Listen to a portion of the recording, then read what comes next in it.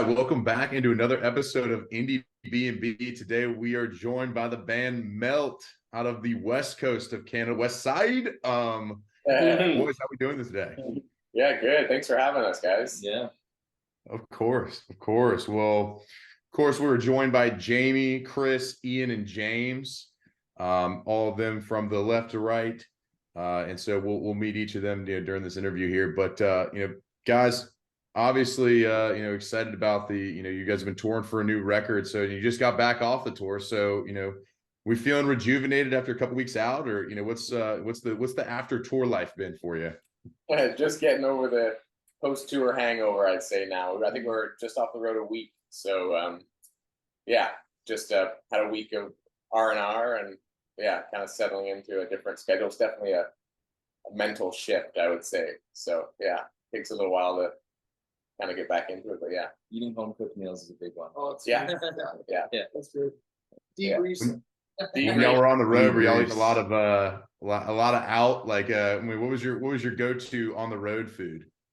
It depends where you are, really. A lot of Mexican food, which is great. Barbecue sometimes, so Mexican anywhere. You can find good Mexican. Diner food, and it really depends where you are, but that's kind of stable. That's it. I like it. Not a lot of vegetables. Not a lot of vegetables. You kind of there's certain parts of the tour where you got to stop at a grocery store and just grab some apples or some oranges or something, because you like fighting off scurvy at that point, I think. We like it. Yeah, Ian was crushing some bell peppers at like 2 a.m. after shows. It was pretty great. Yeah, I like it. Just getting those bell peppers. So who was so you guys played in Atlanta. I got the pleasure of seeing you guys. I knew a few of the openers, and I got to know you guys obviously at the show. But the Earl, it's a historic venue around here. People love it. It's been around for a really long time. Like, playing there, what was it like? What did you guys think about the space?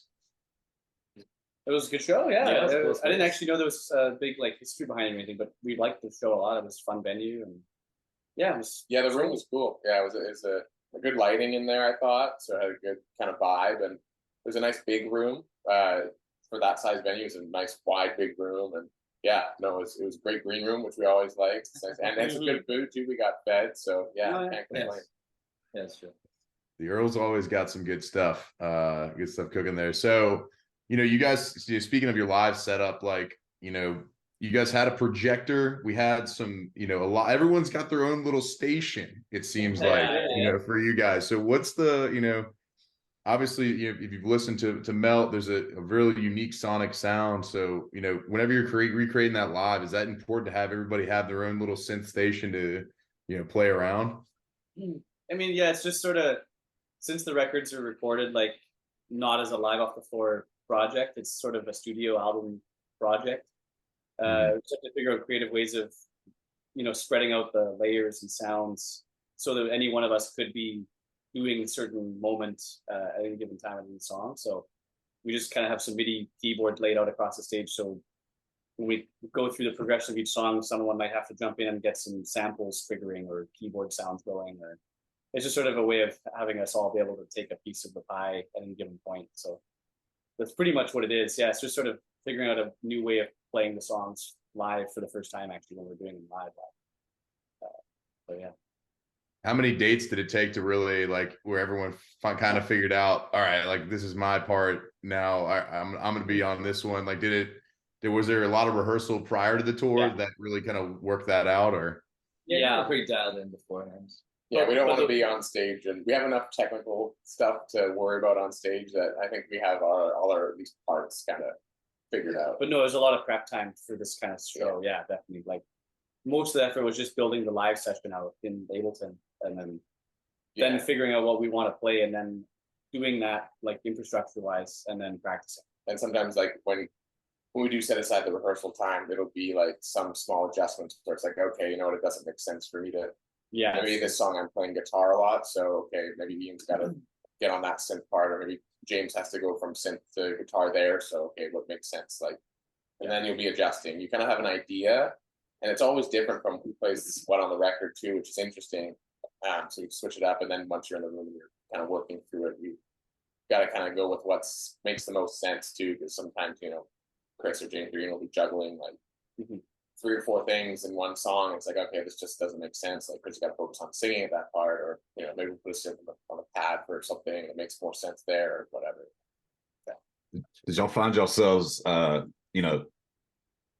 sort of like, a lot of jam bands, they play the song, but, it's a little different every time they play it. Did y'all find that, from maybe night to night that every song was a little bit different? We usually within the songs, we have like moments where we kind of like extend it from the record and then we can kind of do things different. We have like little kind of like, like for the next however many bars, we can like kind of go off and improvise a little more. Mm-hmm. It's usually like fairly consistent. I mean, it changes night to night like all the time, obviously, but like we have like our moments where we kind of know that we can fuck around with it. Yeah, and that was kind of worked on prior to the tour. Like we'd kind of start by just when we're practicing getting as close to the recordings as we could, and then once we kind of nailed that down and like started working out more, we thought, oh, maybe we can extend this part here, and then it kind of worked itself out that way.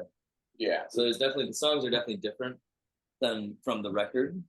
Yeah. For the most part, but in terms of those like extensions here or there, maybe like we try something a little different with one of the parts here or there.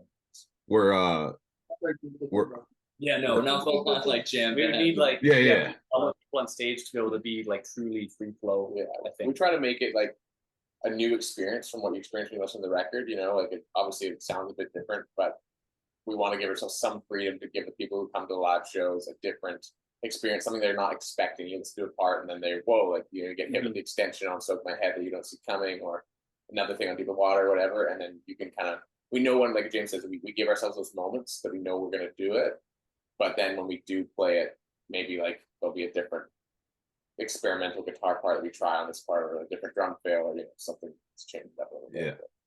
Yeah.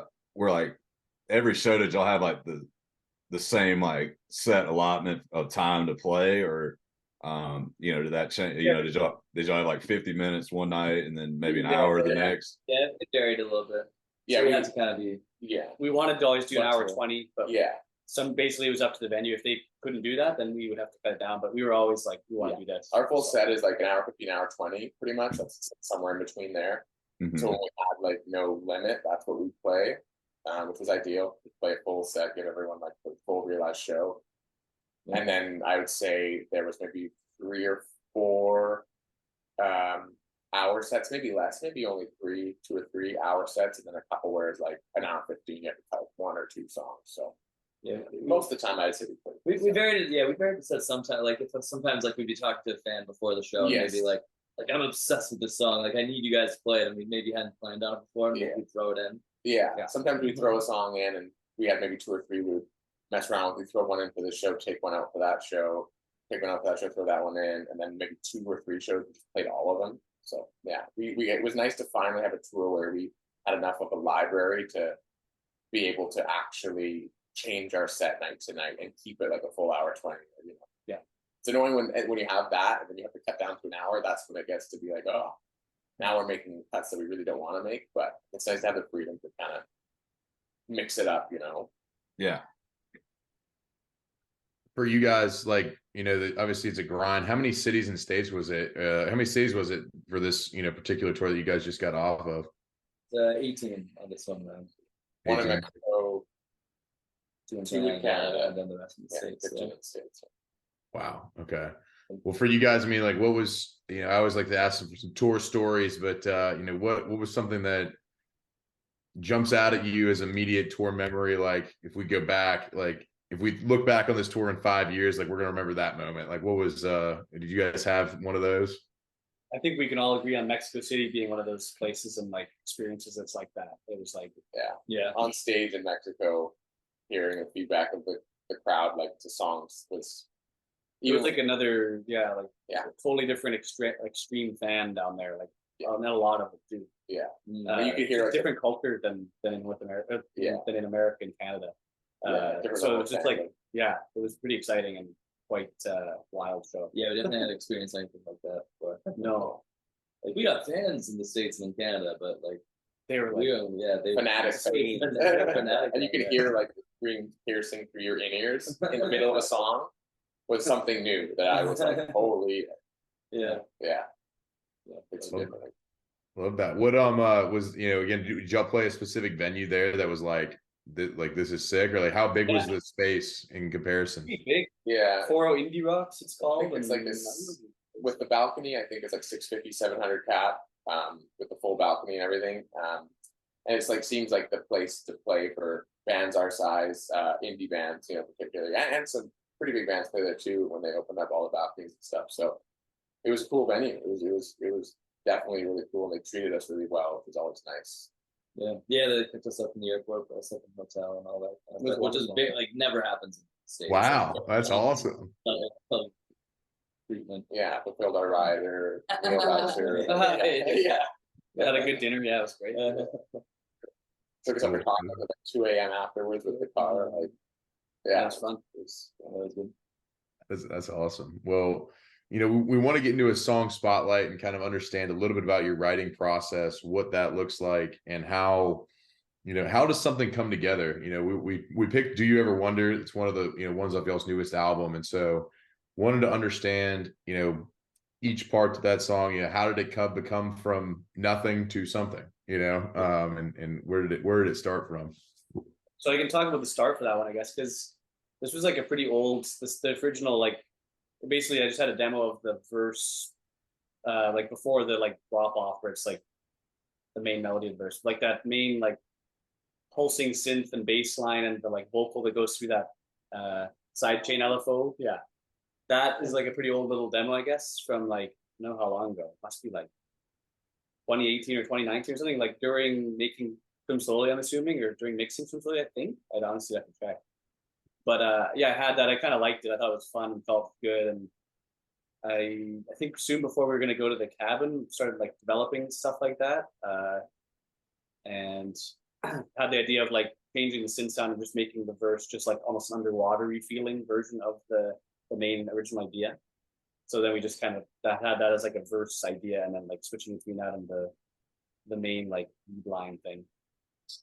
So that was that, musically speaking, at the beginning. And that was one that we worked on quite a bit in the cabin. So yeah, so then we rented out this cabin for about a month in 2020 September, and that was kind of the month we kind of got all of our demo ideas and shared them with each other, and like took notes and kind of had interest in what we wanted to consider like developing more and stuff.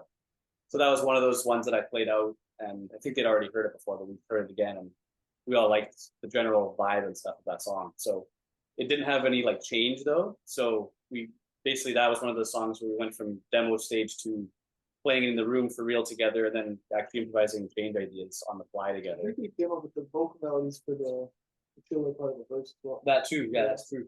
Yeah, there was no actual vocal melody for the actual verse melody. You remember that Until being when we played through, so now it was just together. Only the chord progression and original like. yeah.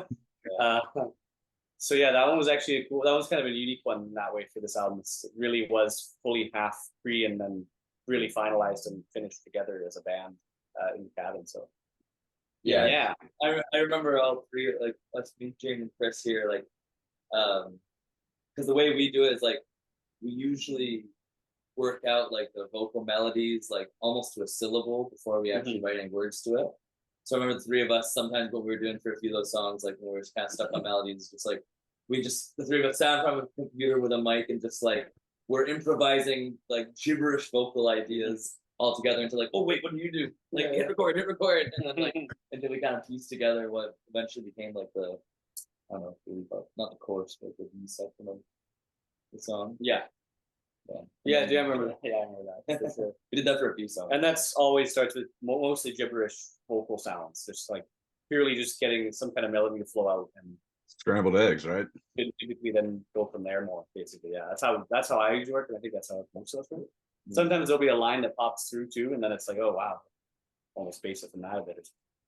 It varies. Every song would have a different tail, though. This is just this song, so they all have a different. That one was one I definitely remember like jamming on a bit. Yes.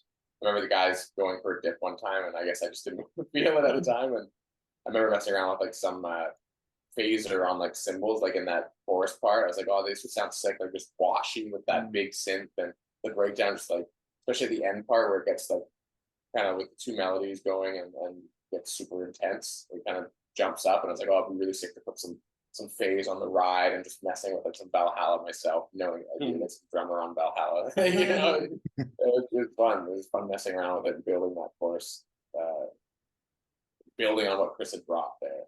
Yeah. Yeah, it was fun too at the time having like Ian had this like hardware bass synth, which was new to us. So throwing that on there was cool. It definitely was like a fun raw feeling playing that one live and figuring all that stuff out. Yeah. Yeah. So there's a lot. It sounds like there's a lot on the, a lot on the layering to get, get that one, pushed in there. What with like, you guys are going to this cabin, in 2020, like everyone bringing ideas there. It sounds like, how important is it to have that kind of focus time? And, was it just you four in the cabin? Were there other people there, or was it just you four just grinding? Yeah, I guess like I think it was a good way to, because we'd been separately writing stuff for so long because of COVID itself, and then got together super intensely because of COVID itself too. It was a good way to like, I guess obviously just assess what we actually had, because that was the only time to really. I feel like it's not as enjoyable to do that kind of stuff remotely, like listening to people's demos. We needed to. It needed to be done in person at that point. So much built up, I think, like demos that we had worked on isolated from each other, that to make it like a melt project, to actually synthesize everything and to whittle it down to what we're gonna do for a melt like release. We had to lock ourselves in something for like the amount of productivity we had that month of synthesizing music and writing and expanding was so crazy compared to before and after. I mean, there was a lot of productivity in bringing demos, and the guys working on a lot of really cool demos and bringing them in, and we wouldn't have had the ability to do that in the cabin without that. But just the amount of like us four together, just working like 8 hours a day, 9-10 hours a day sometimes, on just realizing all these little bits. Sometimes it was a part, like sometimes if you ever wondered, it was like, an initial part and a little bit of a verse idea to like create the chorus, create some drums to like, or maybe it's just a verse, or maybe it was James brought in the things with me as well. It was more realized, we just had to like just give it a small treatment to kind of get it where it needs to be, and make some small decisions on it.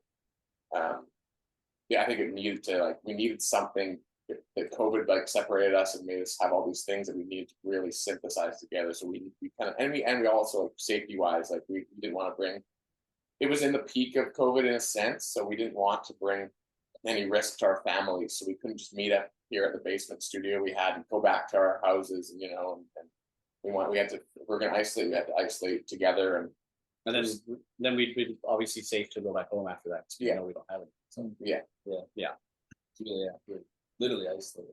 Yeah, very isolated. But yeah, that whole month basically was the whole like full foundation of the album's creation. Really, it kind of informed most everything that ended up being on it in the end. Yeah. Other than like lyrics, lyrics we did after, but musically speaking, it was all done then. Yeah, every song. Yeah. I think so. I don't think there's anything. But it obviously developed and improved more, but overall, like those demos from that point were pretty much the sketches that were totally there. Yeah. Do you think a return to the forest is going to be in the cards for you guys coming up here after you've I wouldn't say no. Definitely possible for sure. We have the ability now that we don't have to go to be productive. Like, we can come here now in the new year and spend 8 hours in the studio here. But inspiration wise, I definitely a little retreat somewhere. We wouldn't say no for sure. It's definitely possible. Yeah. It is a huge pain to move the whole studio, though. That's the only problem. It would definitely be productive. 2 days. It was like 9 hours of cable running. If I sent you the video, like I tracked the cables, like, and it took a full 9 hours getting there and setting up and running cables. It was just absurd. But we were set up for months, so it was worth it because we were there for so long. This was pretty nuts. You wouldn't do that for a weekend. No. Oh my goodness. Yeah. Man, I can't even figure out how to put my computer monitor together, let alone run a whole entire studio into an Airbnb or some other place. It's crazy, man. Like, it really is Indiebnb. Yeah. Literally just like wake up, open the door, you're immediately in the studio, like play music for like 12 hours, make some dinner, come back at it, repeat. I love it. Well, within that, like, what's new? What's what's going to be on the upcoming? What's on the horizon for you guys as you close out 23 into 24 here? Obviously coming off the long tour, and we're taking some rest and relaxation for right now. But what's what's in the cards moving forward here for Melt? Getting back to writing. Yeah, writing and probably doing more shows stuff next year. Really, yeah. No specific plans for shows, but I think that's definitely on the table. So yeah, that's pretty much it. But in the meantime, we'll just be starting to demo whatever the next batch of stuff will be, whatever that is. Yeah, we'll probably take this year to a couple holidays planned, and then Christmas, and then in January we'll be getting back to some full-time writing and figuring out what the next project is, and then we'll be assessing show stuff and the second half of the year from then. Got it. Very good. Very good. Well, again, the live set's amazing. Anybody who when they release some new dates, you got to go see them. There's something else. I've never heard anything like it, sonically. And again, for how the space was at the Earl, I was telling Tash, I was like, it just sounded way bigger than it would have been. It just sounded bigger than where we were. And lo and behold, we're in that back room. And so it was awesome. But we'll round out into some Pete Peterson's party pack of questions here. It's going to be 25 right in a row. So easiest way to do this, we'll go Jamie, Chris, Ian, James. So that'll be the order. So everyone's going to answer the question. So it'll be like cake or pie. Someone will say pie, cake, whatever. Sure. Sounds good. Yeah. We'll flip down to the next one. So, all right. Pete Peterson's party pack of questions, 20 questions right in a row. Here we go. Cake or pie? Pie. Pie. Cake. Ooh, all right. Salad or soup? Soup. Salad. Soup. Salad. Ooh. All right. Sunrise or sunset? What are you guys seeing more of these days? Sunset. I see more sunsets. I don't know what's more beautiful though. The sunrises that I've seen are pretty absurd. I would say see more sunset. That makes it easier. Sunset. All right. Would you guys rather hit a home run or score a touchdown? Oh, I'd probably say touchdown. Touchdown. Say touchdown because of the dance aspect of it. Yeah, I'm gonna go with touchdown. Although home run would be sad to get through the look. Yeah, Do the back stop flip. and full look. And you already know you got it once you hit it. It's not an It's easy like, one, nah, but- just get soaked in. Yeah, But I feel like the rush of the touchdown. yeah. I like it. We got a little the celebration element played a factor there. Okay. Big fact. Night in or night out? What are you guys having more of? Having more of? Oh, Night in, more of. more of in night in. More of night in. More of. I enjoy both. Yeah, yeah. I like it. When you guys do go out though, and you go to a disco or any of the clubs around your area, and your favorite song comes on, are you more likely to break out the Robot or the Worm?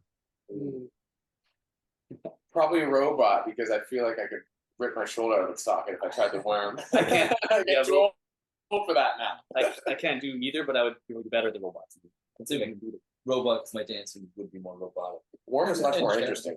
Go robot. Worm is another level of commitment, but not all the time. Depends on how many shots I'm in. Maybe you can convince me, but I like it. There's it seems like everyone's a robot, but if we give you that 15th shot, maybe you are a robot.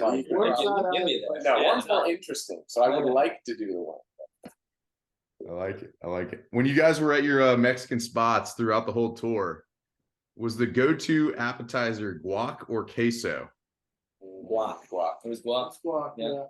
You were guacking all the way. I like it. All right. Waffles or pancakes when you guys were getting up in the morning wanting to get some breakfast? It's actually, that's a really tough one. So I could go either way. This is like a 50-50. I'm just gonna say pancakes, because for me, I honestly have to pick one of them, and it's just gonna. On tour, I'd say waffles, because those waffle machines in those places are actually not terrible, but I'd say I generally prefer. I'm a pancake man too. Yeah, I prefer like pancakes. waffles, but- Preferred pancakes. Okay. Coffee or tea when you got up in the morning? Like a tea first, then a coffee later. Coffee. Coffee. Coffee. All right. Dogs or cats? Dogs. Dogs. Dogs. All dogs. All right. We need more dogs. What are we talking about here?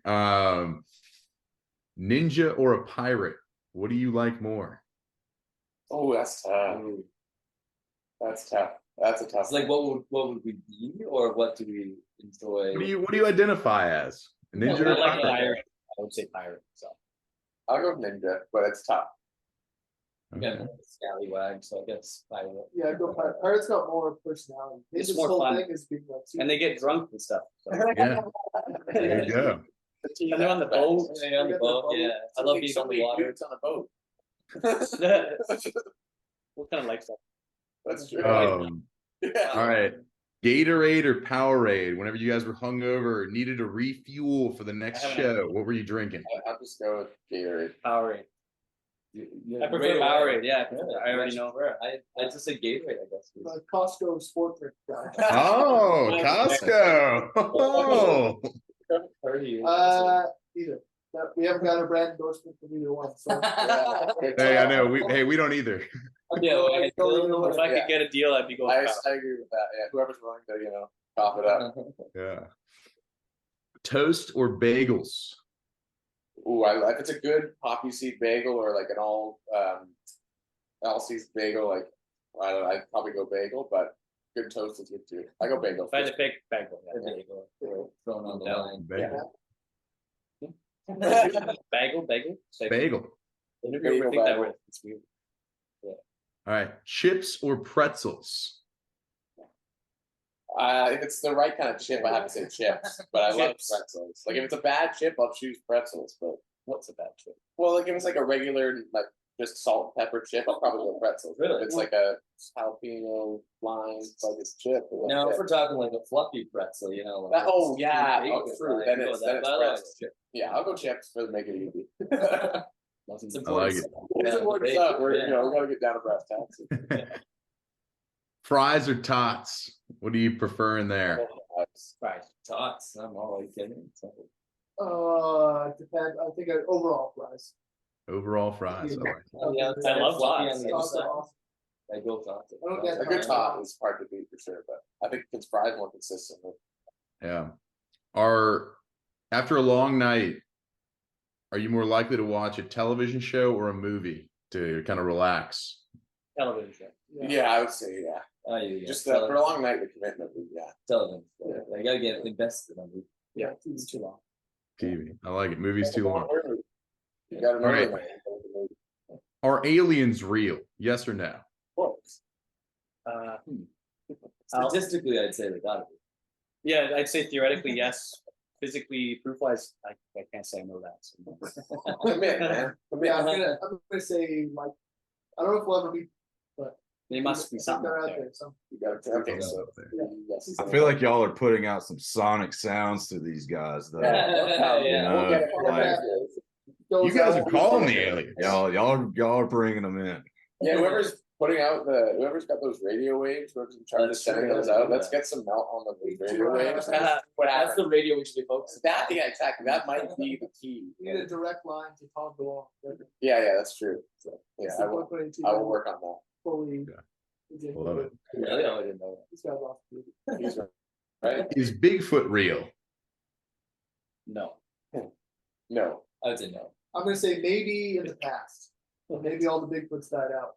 That He's Denver footage was No, pretty yeah. convincing though. I think it was some dude in a suit. They pop I- up I never saw that it was some guy in a suit. Was it some guy in a suit? I don't know, but it looks like it could be, but I don't know. It's gonna say- either Bigfoot's real and that's it, or it's some guy in a suit. everything we've The seen. footage looked good. It's supposed to be Bigfoot. Is not Bigfoot, but I think there might have been a Bigfoot at one. Did you see the video from the train? That's what they're talking about. Oh yeah. Like a train one, yeah, that's what I'm talking That one's. I read somewhere that apparently there's like in the Indian military there's like a shocking amount of Yeti reports. And then, I'll go with it. yeah. Who knows? Who knows? I like it. about. Is love at first sight real? No, but No. lust at first sight is. Oh, That makes sense. Yeah, I'd agree with that. All right. All right. you wouldn't get the full love. You get a little maybe of like oh, it's Yeah, that's connection, a little spark. Spark. Okay. All right. So not full blown fire to love, but you can see a spark at some point. I can see interest at first sight. Yeah. Yeah. There we go. That's kind of what I mean. That doesn't mean necessarily lust. It means True. That's potentially true. interest. That's true. But Yeah. So no. All right. And each of you guys need to give me one. Okay. Who is one band that we ought to check out that we do not know about, that may be local to Canada, local to Vancouver, or the West Coast of Canada? One band that we ought to check out that we might not know. in that, with those criteria, I would say a really sick local band that I'm sure you haven't heard of is Leighton Kramer. Yeah. What was the name? Leighton Kramer. So like Kramer like Seinfeld, and Leighton like Layten. Yeah, they're really cool. They're really good. Great production, great writing. Lots of great songs. Like, yeah, good compositions, great instrumentation, good lyrics and vocals. Yeah, I can't really say anything like negative. I love it. It's great. Leighton Kramer. I don't know if this would be small enough for you to not know, but I just saw them last night. This band Old Man Canyon. We're checking them out. They just put out a new EP. It's cool. It's a good show. All right, Old Man Canyon. We like it. And these guys, you might hear them because they're pretty big. So I'll throw it out anyway, just in case you haven't. Loving. Oh yeah, so I was gonna say it. Loving. Loving. Yeah, it's like very I guess like folky, Psychedelic folk? Yeah, psychedelic folk. It's lovely. That's so Absolutely lovely. Games are a I'm tough gonna spot. go. I feel like I should go with the local band. So I'm gonna say Vox Ray. nice. Yeah. Vox Rea. Vox Rea, yeah, Voxrea. Yeah, they're great. Definitely worth checking out. All right. All right. Well, we got Leighton Kramer, Old Man Canyon, Lovin', and Vox Rea. The boys from Melt have destroyed Pete Peterson's party pack of questions, just like they destroyed a party pack of tacos on that road. I mean, come on, baby. Let's go. Well, we appreciate you guys stopping in and taking a second with us at Indiebnb. Check out Melt. It is Melt with two T's on Spotify and all places where music is found. They will be coming out with some new jams soon. They're taking some time, and we're going to get more and more Melt coming at you. If you have not seen them live, if they're coming to a city near you, check them out. MELTT Melt. Boys, thank you guys so much for coming on. We appreciate y'all. Yeah, Thanks, guys. Thanks so much. You got it.